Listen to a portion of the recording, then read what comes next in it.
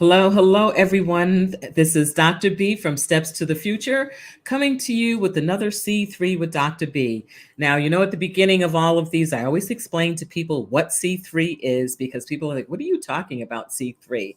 C3 is career awareness, career development, and career exploration. It is so crucial that students have opportunities to do all three of these activities as they're doing their college research, whether they're going to a four-year school, a technical college, a community college, or if they're going into the military. Because the bottom line is, whichever one of those we do, we're all going to work. So we need to know how to do that. Before we jump in and before I bring on our guests, I just like to remind people that this is college fair season. So check the NACAC website, and that's NACAC, NACAC.org. Check the NACAC website for their in-person college fairs and their virtual college fairs.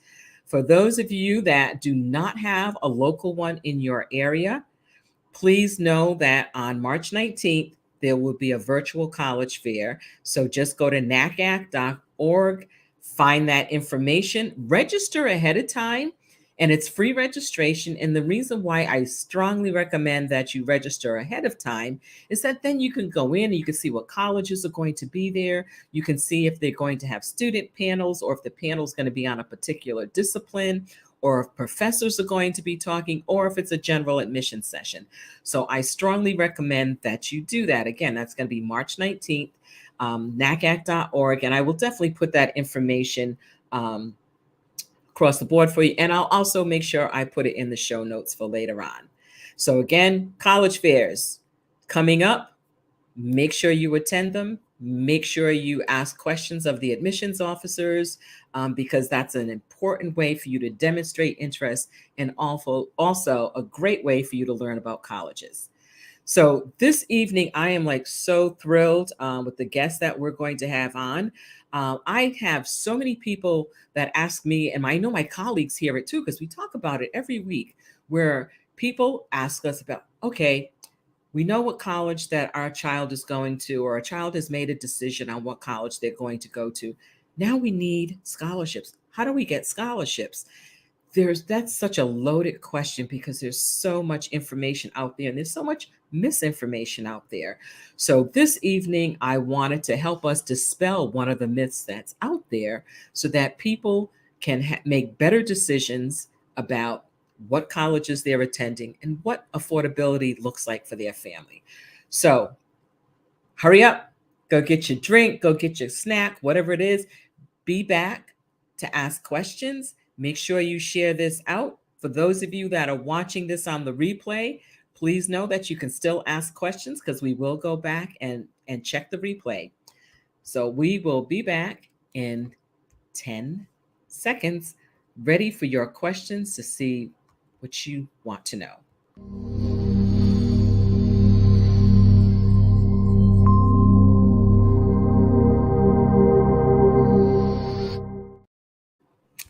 And we are back, and I have with me this evening Miss Zaniya Lewis, who is going to really give us some information that I think is crucial for you to know. Any family out there of a college-bound student, this is information you need to know. Going to college is an investment. It is probably one of the highest investments you'll make besides buying a home, if you're fortunate enough to buy a home. So you need to have this information. So before I jump in with Zaniya, let me just give you a brief overview of who she is. So Zaniya is the founder and CEO and executive director of YesSheCanCampaign. It's a 501c3 nonprofit organization that inspires young people to be extraordinary and change the world. Guys, I want you to remember it's a 501c3, so that means you can donate to it. Yes, She Can campaign has reached 3,000 plus students, volunteered 20,000 plus hours, won 6 national awards and 1 international award. Yes, She Can campaign has helped students win over $700,000 in funding for their education. In 2019, the Yes She Can campaign started a national campaign to dismantle scholarship award displacement. In 2021, Yes She Can campaign launched Disscholared, an award winning ed technology platform and program that spreads awareness about scholarship award displacement. So, Zaniya, thank you so much for being here this evening. The information that you're going to share with folks this evening is something that is crucial for every family to know Yes. if they have a student who's planning on going to college. But before Yes. we jump into scholarship displacement and helping people understand what that is, Mhm. tell us a little bit about you. So tell us about, because you haven't been out of high school that long. So tell us a little bit about your college search and going to Mhm. college and where you are right now in your educational journey. Yes, so thank you so much for having me. It's just an honor to be on this show. And so I graduated high school actually in 2016. And during my college search, I had a lot of obstacles. I actually was accepted to some schools, but I was also denied to my top dream colleges. And so one of my schools actually waitlisted me, and a couple months later, after I was on the cover of 17 magazine with former First Lady Michelle Obama, they came back and said that they made a mistake and that they would accept me into their college. So I went to that college the first year, and I decided that I wanted to transfer. So I transferred to George Washington University, and that's where I became a victim of scholarship award displacement my senior year of college. Mm. And I won a scholarship from the Taco Bell Foundation. And when I submitted that check to the university, they told me that they basically had an outside scholarship policy that basically said I wouldn't benefit from the scholarship. So they actually cut about half of my university Mm. scholarship that I had with them. They eliminated my federal work study, and then they increased my federal loans, and I had to pay over $15,000 out of pocket. And so I didn't have that laying around. And so they gave me two choices. They said to get a private loan or to drop out of college. Oh my And I goodness. didn't want to drop out of college. I was literally in my last year of college. So I decided to apply to as many private loans as possible because that was my only choice. And I was able to get a private loan, but I still didn't cover everything. But my school shut down in 2020 because of COVID-19, where they gave us like all the college students some refund checks, and I was able to get my balance cleared. But I knew that this practice, like I found out that this practice actually impacts not only students that attended GW, but students that also attended schools across the nation. And that's how our campaign to dismantle scholarship award displacement came about. But through this experience of my obstacles and adversities, I learned about policy, and I learned about how that makes actually systemic change. And so I decided to study for the LSAT. I took the LSAT 5 times. On the 5th time, I actually got a high enough score to get into law school. And so I am now a second-year law student at Rutgers Law School. I'm a social justice scholar there as well.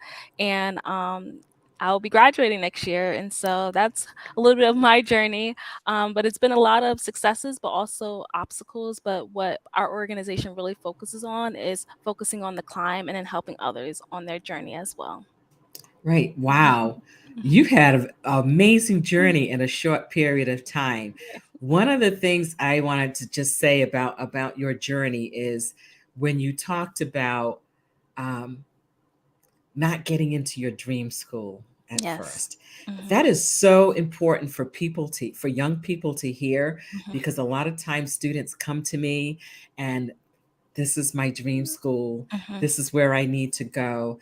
And, we try, we encourage them to expand that list and have them help them understand that there's more than one school for you, Yes. and having that conversation. So it's wonderful that you're able to say that and you Mhm. survived. Yes, I did. I think they all think they're going to, like, shrivel up and go away if they Yeah, I don't was get into upset. their dream school. Yes, Yes. I was upset too, but I just remembered, like, during that process, like, my parents have always taught me about obstacles and overcoming those, and they said, "You can always transfer, so go to the school that accepted you, and then reapply to those schools again." And I did, and I got into those schools when I decided to transfer, so it will all work out, so. Yeah. Mhm. So one of the things I think we need to do for people Mhm. is to break down what scholarship displacement is, because Yes. when I have this conversation with people, they really have no idea what I'm talking about. They And unfortunately, even sometimes there are school counselors who or they don't know. Yeah. don't know. They don't. Um, and they go, "What are you talking about?" No, they can just yes. So can you just break that down a little bit for Yes, folks? yes. So what scholarship award displacement is when a student wins an outside scholarship. So that can be from a foundation, a business, a corporation, and they submit that scholarship check to the university. The university may practice scholarship award displacement in three main ways. So the first way is actually decreasing the institutional scholarship by the amount of that outside scholarship that they received. So let's say if they received a $5,000 scholarship from an outside resource, then that university may practice scholarship award displacement by decreasing their institutional scholarship or grant by that, $5,000. And so that's one way that a school may practice scholarship award displacement. Then there's another way is by increasing or decreasing federal loans. And so in my instance, my loans were increased, but in some other people's stories, their federal loans might have been decreased. So it just depends on the university's private scholarship policy. And then the third way is work study. So the university will decrease the work study if that's their policy. So it really depends on the university's policies. There's no universal policy out there. So that's why this practice has been very harmful for students, because a lot of schools are not transparent about their practices. That's what the research we do at Disscholared, powered by the Yes She Can campaign. We research outside scholarship policies of universities, and what we've been finding is that a lot of them do not have their policies on their website. So students don't even know, like, how will their financial aid package be impacted. We also learned that some schools have it on their PDFs that were dated 10 years ago on page Uh-huh. 100. How are students going to find that, or families? And so our organization created a database that is free, that's on our website, that outlines all the different universities' private scholarship policies. So we have about 350 plus 4-year accredited institutions. And so then students can go on there and check to see whether the institutions practice scholarship award displacement. We provide it really clear. We say a yes or no, or it depends answer. We also quote exactly from the policy that's on the website so that it's no confusion. And then if a student can't find the university on our database, we have our free review sessions where Mhm. they can submit their college list, and we will get back to them within 5 business days. So that's something that has been very popular on our website. I mean, over 1,000 people have Wow. this year have been using our websites. It's been crazy. I'm like, wow, like it's actually helping families and students, because now they have that information before they go to the school, and they won't become a victim like I was, or like students that were in my organization, such as Gabby, who is one of our team members. She was also a victim at the same time I was. And so we thought that this was a great tool to do and Mhm. have for students and their families. Okay, so just to review this for folks that may be just coming in or seeing this on the replay, Zaniya just explained to us the three ways that a college may Mhm. practice scholarship award displacement. They could decrease your institutional grant or scholarship. They could increase federal Please, loans or decrease, or or decrease. Yeah. decrease federal loans. Okay, Mhm. and they could decrease work study. So let me Mhm. fix that. Let me fix that right away now. So they could increase or Increase. decrease. Yes. Okay. It's so it's a lot. It's so confusing. So that's why we have our website to try to explain it to students and families. Okay. So we have a comment here from a viewer. Mhm. Oh, And Michael. Michael, Hi, Michael. thank you, Michael, for joining in. And again, we agree. Michael's saying you shouldn't be penalized for earning a scholarship, and he's glad that you're making a difference. And I Yeah. know people that are benefiting from using your database are probably really glad too that you're making a difference. Yes, and thank you, Michael. He's a part of our Disscholared team, and so he's been working very hard since he's been a part of our organization since 2018. So, Okay. All yes. right. Thank you, Michael, for the work that you're out there doing, because this is powerful work. I mean, this Yeah. is it's crazy. Mhm. Back in the day, way long ago, when I was in college, I don't remember anybody experiencing college scholarship displacement. But then again, college didn't cost what it costs today. Mhm. So I Exactly. think it's really important for people to understand that the rise in price of tuition, room and Mhm. board, the full cost of attendance Mhm. allows this to happen, and it's so important that people understand this. So when you mention that on your website, so which website has the database? Is it the scholarship displacement, the Yeah, so it's discol discholar.org. So okay. that has all the information. We had to split our website from the YesSheCanCampaign and Disscholared because so many people wanted so many resources, and so we had to get another website for it. Okay. So So, yes. folks, if you're looking for information, this is the website that Zaniya is talking about. You can see it here. It's discolored.org. You can go on it and you can see across the URLs, the Mhm. titles across the top. You can always volunteer for them. They have a Yes. database, different events, consulting Yes. services. So I definitely want all of you folks to go on here after this, not now. Wait till we're done. I want you to go on here and read through it, find out what it's all about, so that you too can start making informed decisions about your whole financial feasibility for going to college. Mhm. Yes.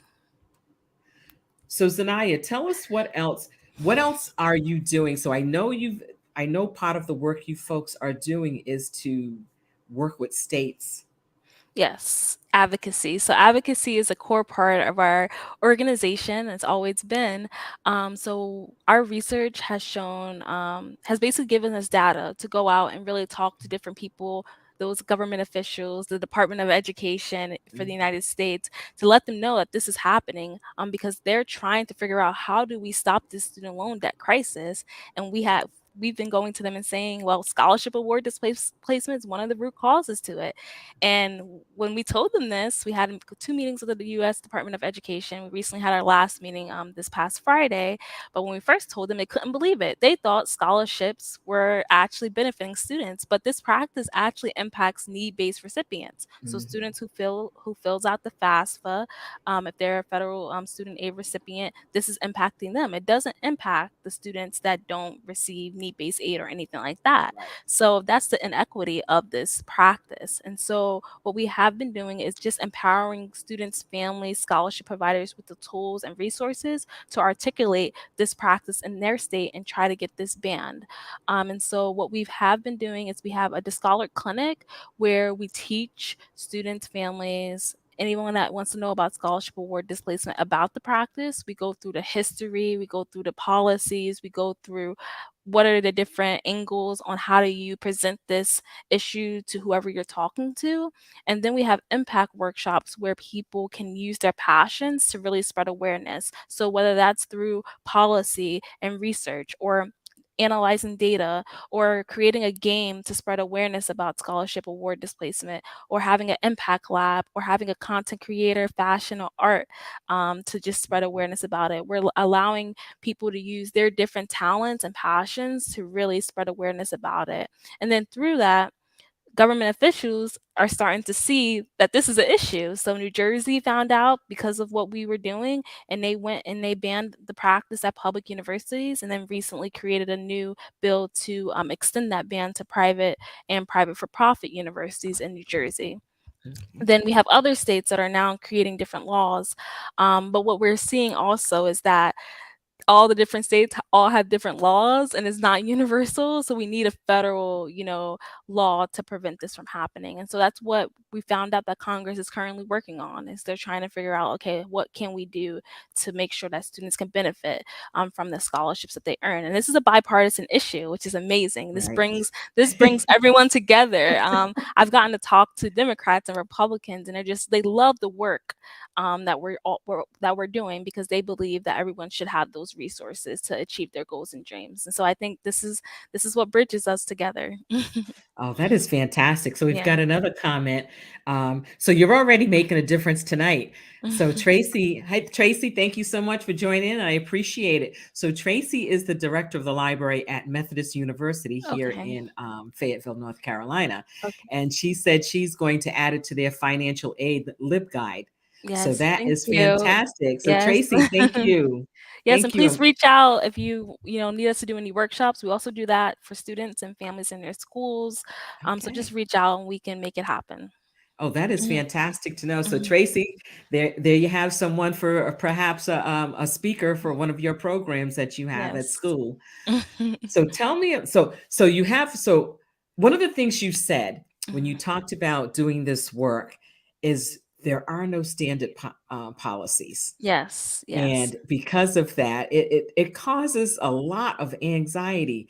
And I Mhm, think it's so important that families understand that unfortunately, the two most common words in college research when you ask a question is it depends. mhm, Because it yes. really depends upon Mhm, what that college's policy is. Now, mhm, like when you were talking about some schools, on an old PDF, like on page mhm. 100, who would know to look there? I mean, Exactly. I wouldn't have looked there. Yeah, me either. And Me I either. do this for a living. I Yeah. wouldn't have thought to go through there and look Mhm. there. So would you recommend that students as they're doing their research, and especially when they're doing their financial aid research, that they ask somebody in financial aid straight out, what is your outside scholarship policy? Yes, so we say to first go on our database because or reach out to us. We'll find that policy for you. We'll tell you if Okay. they have it or not. If they don't have it on their website, then you need to reach out to them in email, in writing, get everything in writing, which I learned in Yes. law school, so that you know that that's what they said to you. So if anything happens, then you have that. But another thing that we've also been seeing is that a school may have one thing on their website about their policy, but in practice they're doing something different. And so, for Ah, instance, one university, they said they decreased federal loans first. And then I found out that a student actually had got their institutional scholarship taken away first. So it is not like you can't really go by that website either. You also have to pay attention to your oh my financial aid goodness. package. And they're also not notifying students that they're updating their financial aid package and they're eliminating their institutional scholarships. It's more that the student finds out that they have an outstanding balance or they see something that changed and they have to pay more. That's when they find out. For me, in my case, I actually asked questions and they actually told me to stop applying to scholarships. They said, oh, you can't apply to it anymore or it's going to keep harming you. And I have that in writing. So that's why it's just a crazy situation. But I always say get everything in writing because you just want to make sure you have that just in case something may happen in a couple years or anything like that. Oh my God, I love what you just said Mm. about they told you to stop Yeah, they applying for told me. scholarships because it Mhm, would hurt you. mhm. I Yep. can't tell you how many parents are urging their kids, nagging their Mhm. kids, nudging their kids. Yeah. You got to apply for a scholarship. We need that money. We need that money.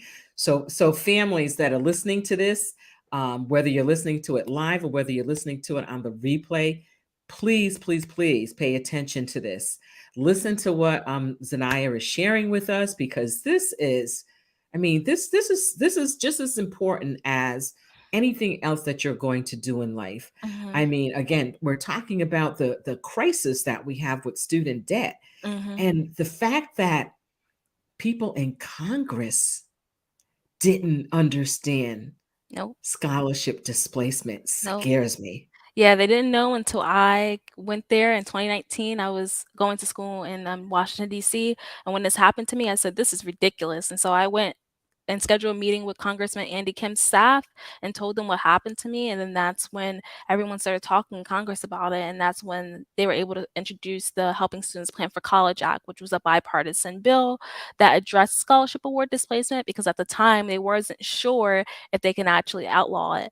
But now they're thinking they think they can find a way to outlaw it. So hopefully in the coming months we'll see some movement on that. Wow. Okay. So Hmm. I'm going to back up a little bit here.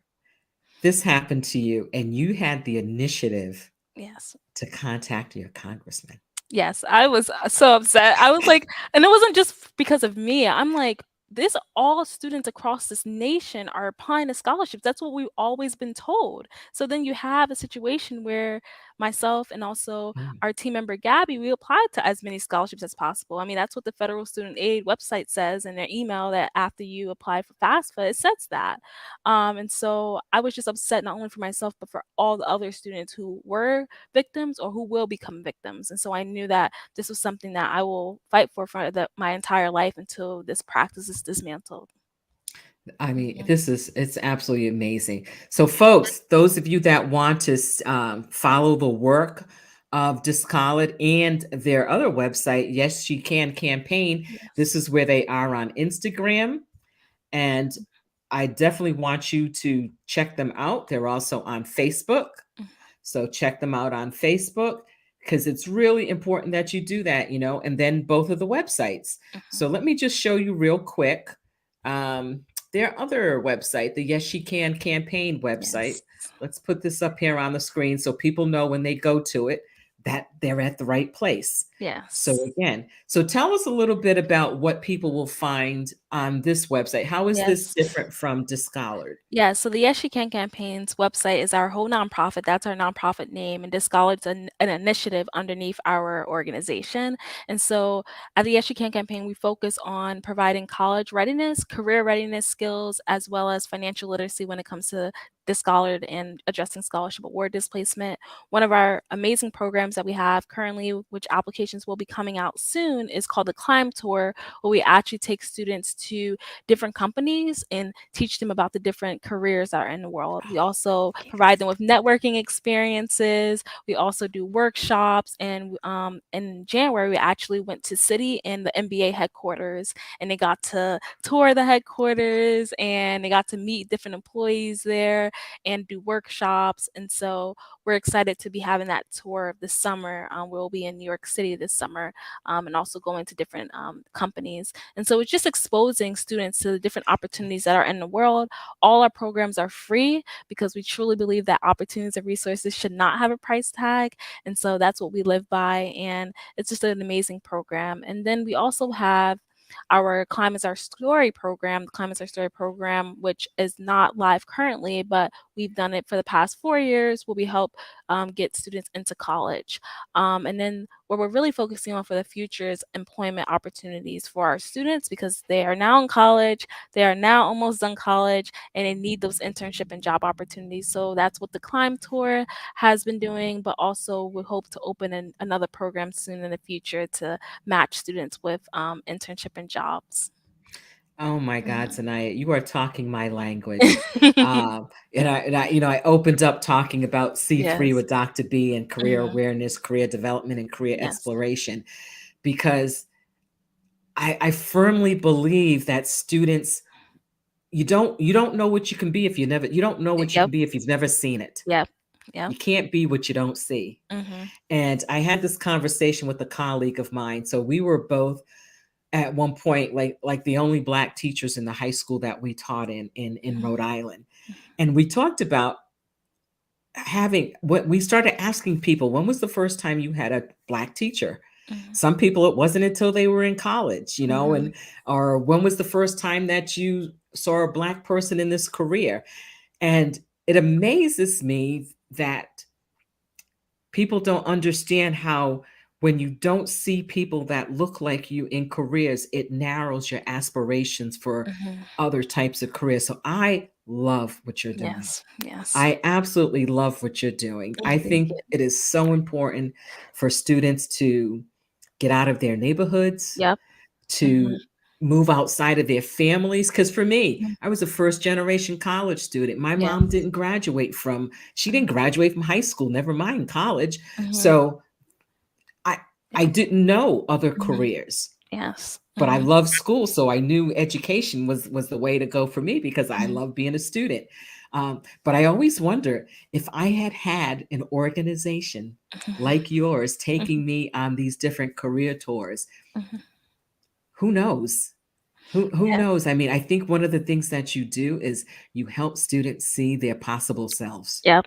Yeah, and we This want them this to is be able to reach their full potential, and then we are providing with them with those tools and resources. And like even high school, like I had won a contest. I was in my going into my senior year of high school, and I won a contest to go to South Africa with the NBA and learn about the business of basketball and also participate in community service projects.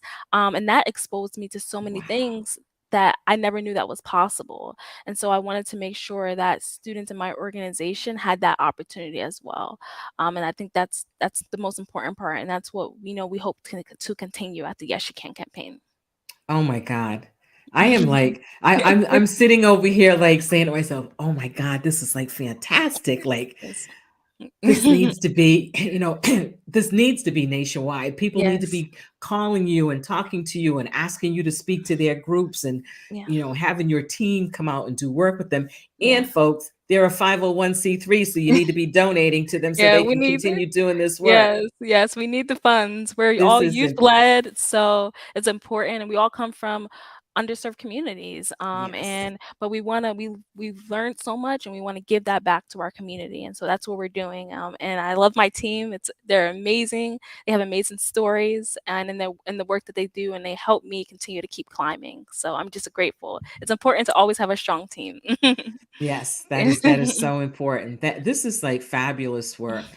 Thank you. I think one time we were texting back and forth and messaging Yes. back and forth on LinkedIn, and I was talking to one of my colleagues that I've known for probably about 12 years now, and he's a graduate of Howard University, Mhm. and I was talking to him about scholarship displacement, and he said, "Hmm," he said, "I have a scholarship in my name at Howard," and Oh, I and said, they "Does practice it. Does Yeah. the scholarship go to this? Do you give the check to the student?" He goes, "No, it goes to the school." I said, "Then he's not getting that money." He goes, "What do Mhm. you mean?" I said, "I'm pretty sure Howard does scholarship displacement." Yes, they do, and I actually found out that they did. At first, we couldn't find it at all on their website, and then it was on a Mm, tiny print on, like, one of their pages that said that they will, like, basically decrease their financial aid. They weren't clear on how they would do it, which is another issue that we've had with a lot of schools. It varies mm, depending on the individual student situation, which that's even I mean, even worse, because you just mm, don't know, and that's the inequity also comes in. Um, But we're also seeing that a lot of these HBCUs are practicing it, which is very saddening to us because, mhm. we're seeing this and we're like, wow, like we wouldn't think that they would do it too. And so it's also important. And I'm so glad you had brought that point up because when you had text me, I was trying to also be telling scholarship providers who give money to the schools that they should be putting in their policies that they can't do that either. That's another way to protect students, saying that if a student receives my scholarship, that they shouldn't become a victim of scholarship award displacement. And so that's another way to make sure that it's not happening at school. And then it could also influence the schools to change their, outside scholarship policies. It's not federal regulation to take institutional grants or scholarships away from students. It's not a federal regulation. So, Okay, so if an organization gives an outside scholarship, mhm. they can put into their policy asking the college not to practice scholarship displacement. Do the Mhm. colleges tend to go along with that or? So, it depends. So some schools Mm, I'm hearing that they don't really do that. That's why laws are important. But what I'm hearing is that some schools may give the money back. If you say in your letter, just give me the money back. But I think the most safe way is to give that check to the student, and train them on how to use those scholarship funds. And if you have to give the check to the university, you should be creating at least policies, at least trying to have that in place, but also creating a scholarship displacement fund in your organization because that student's going to probably become a victim of scholarship displacement and they're going to need help. So mhm. you don't want to just walk away. I've Right. been telling scholarship providers do not just walk away. Like giving students money is not enough. You need to be their advocate, especially because these are students that are coming from communities that may not have all the access to resources, and so you all need to be that advocate. But if you are a scholarship provider that is giving the check, I mean, if you have a scholarship fund endowment within the school, you can also Mm. put in your policies not to do that. And you can say, here, I want to see this, I want to audit. You can put all these different requirements in there. And people don't know that Okay. they can do all that, but you can. Those are Yes. contracts, and people do it all the time. So, I am learning so much from you because part of what you just said that's so important, because when I've said to people, they say, well, what do we do with it? I said, well, you give the money to the student. They go, oh, well, what if they spend it on this or that or you what have to have you? train them on And it. that's the Yes. important part, what Mhm. you just said. Don't just hand them the money. Mhm. Sit there, train them, talk to them about how do you use this money. Mhm. Oh, I love that. Yes. Again, we can't just throw money at a problem. Exactly. We have Exactly. to also be part of the solution, Mhm. and Exactly. giving a check and then training students, educating students on how to use that toward their college expenses Mhm. is one of those things that will stay with them for a lifetime, because first of Exactly. all, it's going to keep them out of debt. Yep. And Mhm. second of all, they're learning something about financial literacy that they didn't know Exactly. before. Yes, and they're getting so much from the program. So it's not just that Yes. money, but like you said, the lessons, and that's important. Exactly, exactly. Oh my God, this is absolutely fabulous. I am excited to learn more about this, and Mhm. um, to spread the word to folks. Yes. So again, people that are watching this live, thank you so much. If you have any questions or comments, please throw them in there so you can join the conversation. Those of you that are watching this on the replay, you can still put comments in there, and we will definitely get back to you about that or find the answer for you from whatever your comment happens to be. Now, in the introduction, you had written that you've won some awards. So, can you tell me a Yes. little bit about those awards? Yeah, so one of our, I think the one most amazing award that we won was in 2019 was the Princess Diana Award. So it's given Oh, to organizations or youth organizations who have continued to change the world. And so our organization was a recipient of that. And so that was an incredible experience. We also recently won the Goldman Sachs Black Women Impact Grant. And so that's been able to help us with our work and continue our work. To continue to spread awareness and and provide resources to students. So that has been amazing. And we have won a lot of awards. So it's been really a great, great experience. And so we're grateful for that. But I think what's most important to our organization is all about the impact that we make and how we're changing the world. And I think that's what our award is. yeah, yeah. Mhm. That is Yeah. amazing. Now, earlier you slipped in there that you were on the cover of a magazine with my forever FLOTUS. Yes. She will forever be my first lady. So, how did that come about? Yes, I was a senior in high school and I'm very resourceful when it comes to the internet. So I saw a contest that 17 and Better Make Room was hosting. Better Make Room is Mrs. Obama's initiative to help students get to college. Mhm. And so they were looking for two girls who have been overcoming adversity and who have gotten into college. And I applied. I wrote an essay about my obstacles that I experienced as a military child. I grew up in a military family, but also I experienced a lot of obstacles when it came to racial discrimination going to a Mhm. predominantly white private high school. And so I talked about that experience and also how I just had a passion to give back. I did a lot of community service projects and programs in high school. And so I got a call like that February. I applied, I think in November. And Mhm. February, I got like a call. They said that I was like a finalist. And so I didn't hear back from them for like 3 days.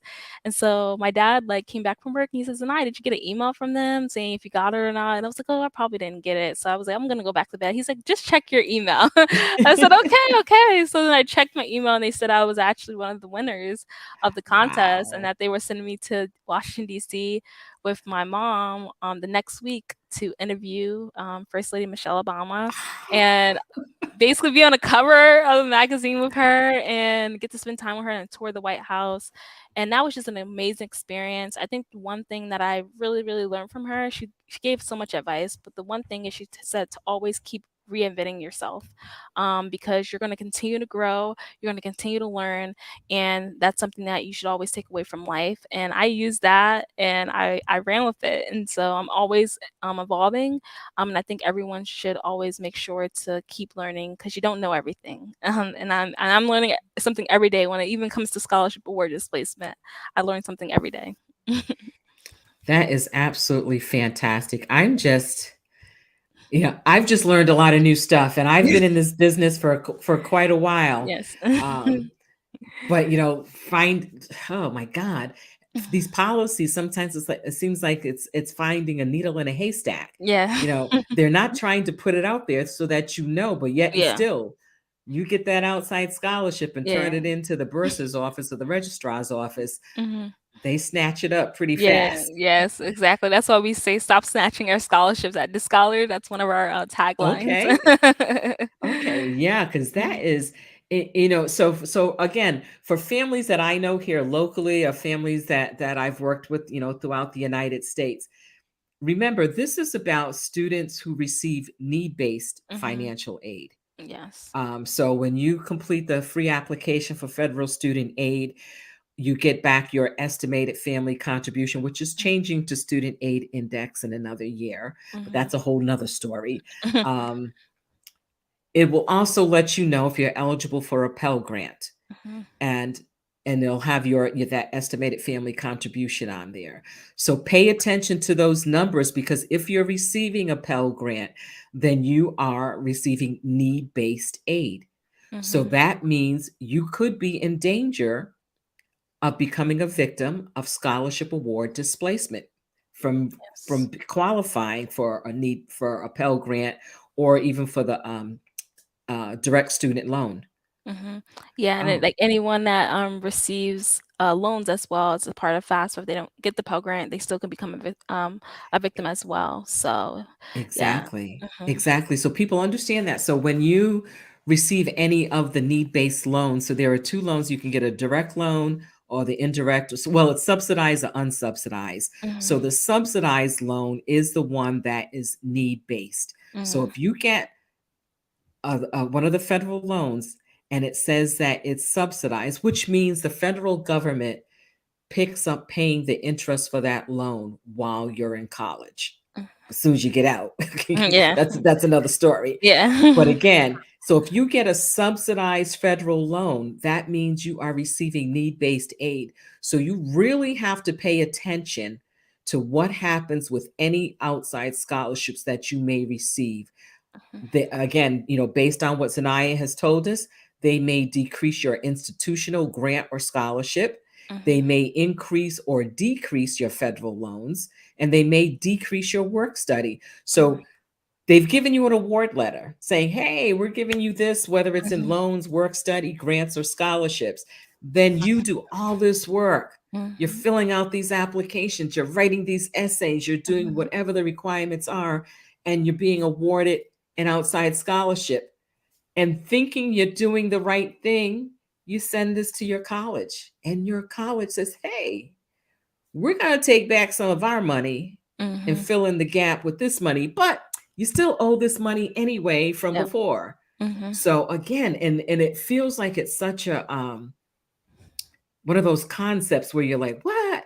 Yeah. Why would they do this? Like, this doesn't Mhm. make sense. Mhm. But it does, and it's happening every single day. Yep, it It's is. happening every single day. And Zanaya, when you said that your college said to you in your senior year, well, either take out loans or quit. I'm like, what? Yeah, they I'm said like, that, and they continue to say it. They said it to Gabby as well, who's a part of our organization. So it was like, what? what? Like, I thought that they would want to care and want us to, stay there, and they didn't really care. So that's why it's us. Like our organization has been one of the only organizations that's really been fighting this on a national level. Like we've been trying to wake up people, like wake up, like, and we were Right. so surprised that some scholarship providers didn't even talk about this, and they knew that this was happening. And so that's why it's just so important. And if students, we want you to continue to apply to scholarships, but just be aware of scholarship award displacement. And if you find out that your school is practicing it, you need to tell your scholarship provider that, and they should be giving you options on how you can get that check.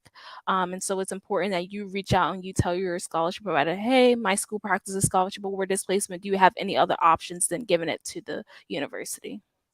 That is so good because I'm Hmm. thinking of an organization that I previously belonged to. And one of the main missions of that organization is to award scholarships to three young women to the community college and to the Hmm. two 4-year colleges here in Fayetteville. Hmm. And I know that that money goes to the college. Okay, so yeah, And I that's know something you it can goes to tell. the Yeah, college. yeah. And they're all the recipients are students who have need.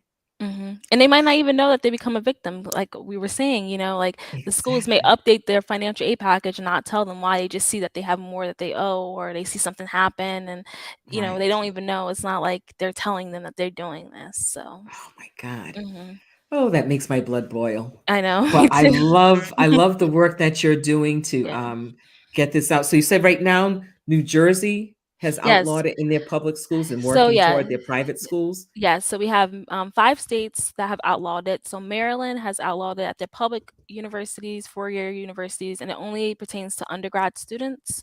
And then New Jersey has outlawed it at all the public colleges and universities, and they're working on the amendment bill currently that's going through the legislator, that will focus on basically eliminating at private and private for profit independent colleges, as well Okay. as they're adding enforcement components. They're adding oversight and public awareness they added in their bill, as well as making sure that the state law is on the websites, because we learned that website transparency, a lot of these schools, well, we've Okay. learned through our research recently, we found out that 0% of the public universities in New Jersey have updated their website since the state law has been enacted. So they haven't updated it at all. So that just shows you, they're probably still doing it. So that's Hmm. why New Jersey said, we're just going to add enforcement, oversight. We're having public awareness. We're having trainings for these financial aid departments and students and families. So now they really like amped it up, because they knew, like, wow, this is crazy that it's still happening. And we found out it happened to a student in September. She went to a public New Jersey university,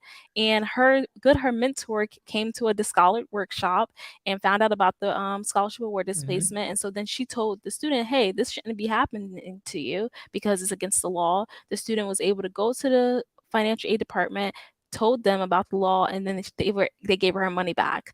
Oh my So, goodness. but that's the one student. If her mentor didn't come to our workshop, she wouldn't have known, she would have became a victim while the law was enacted. So that's why it's important to know all the laws, and that's why everyone needs to be coming to workshops, learning about scholarship displacement, because we need Yes. everyone to spread awareness.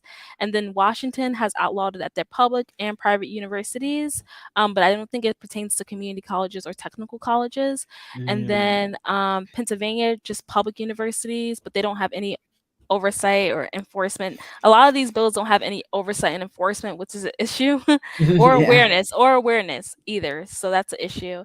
And then we have California, who outlawed it at public and private universities, but it only pertains to students who receive Pell Grants, or Okay.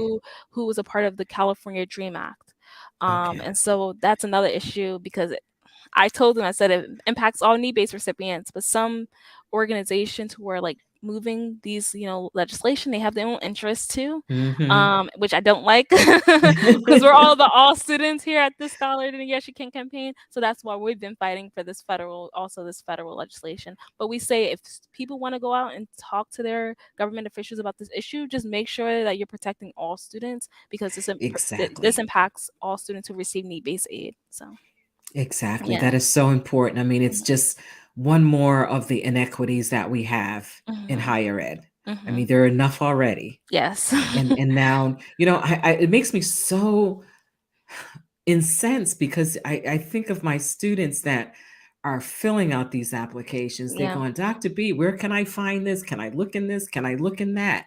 And I've been talking to them lately about, especially those I know, because the majority of my students are going to qualify for need-based aid. Mhm. So we Mhm. have those conversations, but Mhm. it's getting parents to understand what this concept is, because it's almost mind-blowing to think that a college is doing that. Exactly. And people are like, no, they wouldn't do that. Yes, they are Exactly. doing that. Exactly.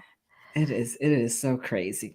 So Yes. what piece of advice would you give to a young person who has qualified for need-based aid? Mhm. They are starting their, well, continuing their scholarship search, Mhm. and some of them have been getting, yeses, and getting, positive feedback on getting those scholarships. What would you have them do? Yeah, I mean, so you were saying, like, the positive feedback and like, in what instance? Can you, like, repeat the So question? so, Yeah. so they're Yeah. being told, oh yeah, you're going to get this scholarship. Mhm. So what should their first step be Oh, if yeah. if they Okay. haven't already asked their college? Okay, yeah. Yes. So if they haven't already asked their college, they got a scholarship, I think the first step is, again, going on our Discollar website, if you can, checking your university, on our database, your university, to see what their outside scholarship policy is. And if you don't see it on there, it might be there, but it might not be on there, because one, this university may not have their scholarship policy on their website, so we don't even know if they practice it or not. And if that's the case, then you need to go and reach out to your university in writing and asking them, how does an outside scholarship impact my financial aid package? That's the most important question you should ask. And then they should explain to you.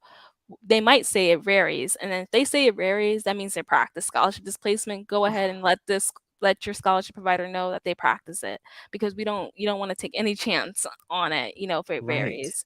I even say to students, if the school might say, oh no, we don't do that, they might still do it. So just, I would say, still go and tell your scholarship provider they practice it. But what we also are learning is that they're practicing hidden scholarship award displacement with renewal scholarships. So let's say Oh, you get a renewal scholarship from, like, say, Burger King or something each year, and they will keep that in mind every time they are creating your financial aid package, and that's called hidden scholarship award displacement. oh my So goodness. that's something where, New Jersey has put in their bill too. They said, like, you can't do that to any kind of scholarship, whether that's renewal, one-time scholarship, or anything like that. You cannot do it, because we're finding out they're doing it that way too. And so I would say, just to be safe, let your scholarship provider know that, hey, my school is practicing scholarship award displacement, because you don't really know what they're doing also in practice. They may say one thing on their website, but doing something else differently, and you can't monitor that. So if you want to just be safe, just let your scholarship provider know. They should at least try to give it in their the check in their name, manually pay for it, or if they have to give it to the school, that scholarship provider better provide a scholarship displacement fund for the students, because Right. they're gonna go into more student loan debt, most likely, especially in my case and also Gabby's case, or they're gonna have a balance and they have to pay for it. And what if they don't Mhm. have the money to pay for that? So it's just horrible. So that's what It we is. tell students and their families. Wow. This has been a lesson for me, and I hope that folks that are out there, either watching this live or watching it on the replay, Mhm. are getting this information, are taking it to heart. So for everybody out there who is um, working towards helping students pay for college by giving scholarships, whether you're doing your private scholarship, whether your organization is doing a scholarship, whether you have a scholarship in your name, that or a family member's name, or what have you, you need to know about this. You really need to know about this, because here you think you're doing this wonderful thing, helping this Mhm. young person pay their college bills, to find out that they're getting hurt on the other end, and Mhm. that it actually ends up being a wash. And Mhm. not only a wash, but now where they thought that part of their gap was being met, the gap is still there. Mhm. It is still there, and they're Mhm. being forced to take out those loans, which Mhm. is crazy. Mhm. Oh my goodness, Yeah, this is like, I it's don't no know. way. It's basically no way for us to basically, um pay for our college bills and, like, not go into student loan debt, which we told the Department of Education. We're like, well, so tell us, how should we pay for college? Like, because we, Exactly. we can't use scholarships, you know what I mean? Because basically, to practice scholarship displacement, and then they're basically forcing us to go into debt or drop out, and that's just Yeah. horrible. So what we're doing here at Disscholared, we're trying to make sure that students and families are informed, also scholarship providers, schools, high schools, about this practice. We do workshops, so you can book a workshop with our organization. We also have clinics, free clinics, where you can volunteer, get some volunteer hours, also learn about scholarship award displacement, as well as we have information sessions, and it's free for students and families, where they can come in and they learn about scholarship award displacements. We also provide updates about the practice, because every day we learn that something new that's happening in the scholarship award displacement field. Something happened to a student in policy. It's just, I mean, every day I'm like updating the presentation, because it's so much information coming through. So it's constantly updating. And so if you have any questions, you can reach out to our organization. We even have a chat feature on our website. So if you're afraid to email, you could just, submit a message on the chat feature. But we're always willing to help. And we want people to reach out. We want people to utilize our organization, and let us come in and train your school about this, your students about this, because we're the ones that are on the field. We're researching it. We know the policies, we know the Right. data, and we're fighting to dismantle it. And so we want you all to just, allow us to come in and really teach about this, because we have helped a lot of students keep their scholarships, and we want to make sure that, your local communities can also, and the students can keep their scholarships too, and graduate with the least amount of student loan debt. Exactly. Well, I am definitely going to be spreading this information Thank you. and sharing this interview, because you gave some fabulous information that I think every person can benefit from. Yeah. Even if you're not in that position where you might be, your scholarship may be displaced, you can certainly help someone Yep. else by Yep. spreading this information. And folks, you can also help by donating to their 501c3 to help them Yes. raise money to do this, because Yes. this is the kind of organization you want to give your money to, Yes. because Yes. it's all about helping young people. And if we're not helping young people out here, then what are we doing? We need to be taking care of the next generation. Yes. So, Yes. Zaniya, I am like beyond thrilled that it was so funny. I said, oh, I should reach out to her and see if she'll do this. And I'm like, oh, I don't know. And I kept going back and forth Oh, with yes. myself. I'm always willing to do things. And then finally, like, I kept reading what you were putting on LinkedIn, and then following your website and stuff, and then following what you were putting on LinkedIn. I said, oh, let me just reach out to her and see. Yes, it's a great time too. I'm on spring break, so I was happy. I was Oh, like, yeah, I scheduled it great. perfectly, so I'm glad. Great. Perfect time. So, Yes. folks, again, I'm going to put this information up. It's also going to be in the show notes. But before we close out, you guys know me. I'm all about not only students getting an education, I mean, because you got to do something. When you get out of high school, you have to have a plan. Yeah. So what's that plan going to be? But part of all of that, being in high school, your post-secondary, part of that is literacy. And you folks Yeah. who know me, I'm all about people need to read. Reading, that reading is fundamental. So I always try to offer a book.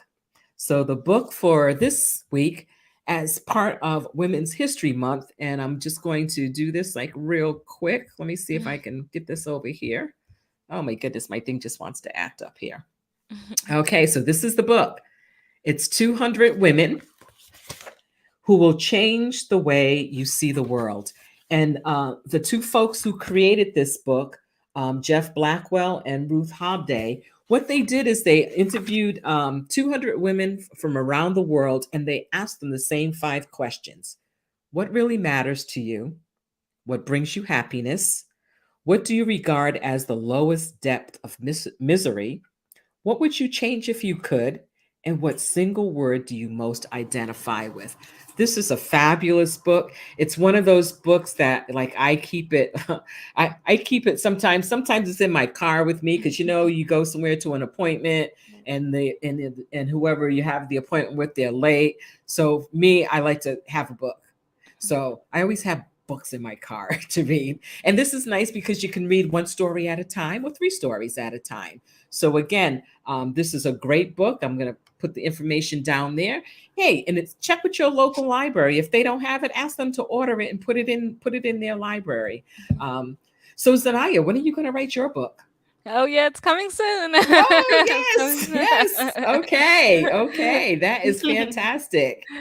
Yes. That is fantastic. We will definitely be looking for it. So, Yes. folks, again, I want you to make sure that you're checking out these two websites.